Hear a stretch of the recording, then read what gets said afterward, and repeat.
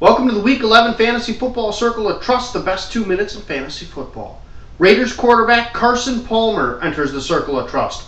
On the road against the Vikings this week, 5 touchdowns and 631 passing yards combined in the last 2 weeks. The Vikings are third in the NFL in sacks, but have given up the second most passing TDs. Jets running back Sean Green enters the Circle of Trust. At home on Thursday versus the Broncos. Green has only one game of 100 yards this season. However, the Broncos have given up 129 yards per game on the ground in their last 5 contests. LT won't play, so Green should be able to get more of the workload.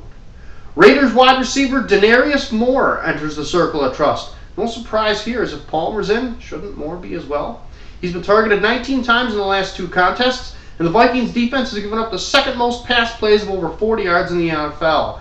Icing on the cake is the Vikings' best corner, Antoine Winfield, is also out for the season. Redskins tight end Fred Davis enters the Circle of Trust. They take on the Cowboys at home.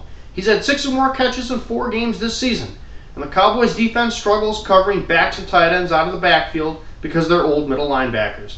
Davis should be in for a decent day. The Patriots defense enters the Circle of Trust. This comes from Scott 2.0. They're at home versus the Chiefs, led by Tyler Palko in his first NFL start. Good luck versus Belichick. And finally, Dolphins linebacker Carlos Dansby enters the Circle of Trust.